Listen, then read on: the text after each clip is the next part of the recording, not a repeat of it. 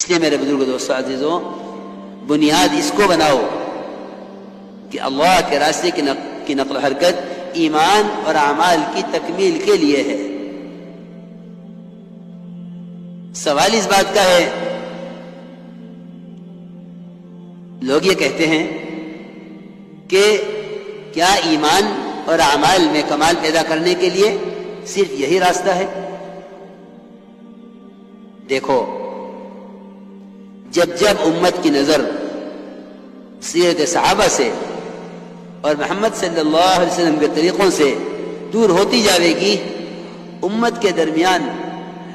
رواجی طریقے زندہ ہوتے رہیں گے اور سنت کے طریقے امت سے دور ہوتے رہیں گے، سنت کے طریقے دور ہوتے رہیں گے۔ اگر ہم اس محنت کو کرنے میں سب سے پہلے سیرت پر غور کریں کہ سیرت صحابہ میں اور آپ صلی اللہ علیہ وسلم کی احادیث میں دعوت کا کیا مفہوم ہے اور ایمان کی دعوت کی کیا ضرورت ہے، اور ایمان سیکھنے میں صحابہ کرام کا کیا معمول ہے، اگر اس پر غور کریں گے تو واقعی میں یقین سے کہتا ہوں یہ بات سمجھ میں آ جائے گی کہ اللہ کے راستے کا جہد محمد صلی اللہ علیہ وسلم اور آپ کے صحابہ کے طریقے کا پابند ہو کر کرنا یہی ایمان اور اعمال کی ترقی کا راستہ ہے۔ سب سے پہلے دعوت کے ذریعے یقینوں کی تبدیلی مطلوب ہے۔ مولانا الیاس صاحب خود فرماتے تھے کہ اگر میں اس کام کا کوئی نام رکھتا تو اس کا نام تحریک ایمان رکھتا، اس کا نام تحریک ایمان رکھتا۔ اگر میں اس کام کو کوئی نام رکھتا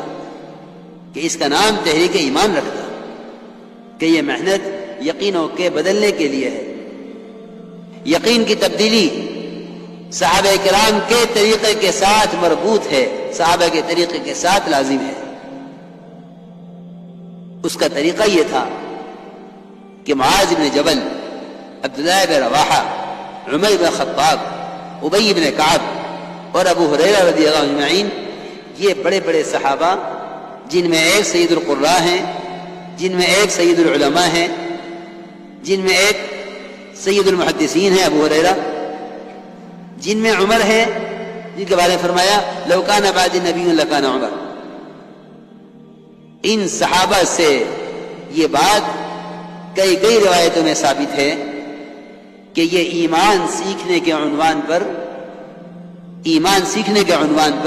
صحابہ پر گشت کرتے تھے اور ان سے ملاقاتیں کرتے تھے اور کہتے تھے قم بنا، اٹھو ہمارے ساتھ، چلو ہمارے ساتھ، آؤ ہمارے ساتھ، کچھ دیر کے لیے میرے پر ایمان لے آنا۔ یہ معمول امت میں سے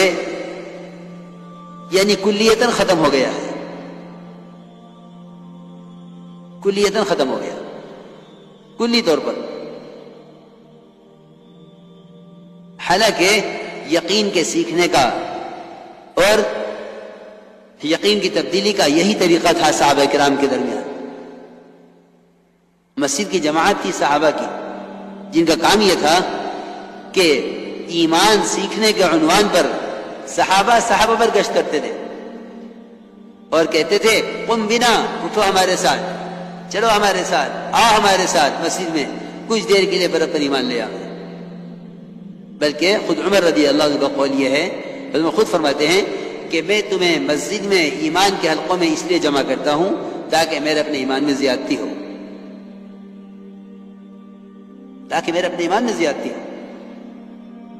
عبداللہ بن رواحہ رضی اللہ تعالی عنہ ایک کے دو کے ہاتھ پکڑتے اور یہ کہتے کچھ دیر کے لیے ہمارے ساتھ مسجد میں آ جاؤ، پر ایمان لے آؤ۔ خبر نہیں یہاں اس وقت کتنی مسجد کی جماعتیں موجود ہوں گی۔ میری ان سب سے درخواست یہ ہے کہ اپنے کام کو محمد صلی اللہ علیہ وسلم اور آپ کے صحابہ کے طریقے اور ان کی سیرت پر لاؤ، کیونکہ اللہ رب العزت نے قیامت تک تربیت کا ضابطہ سنت کو متعین کر دیا ہے۔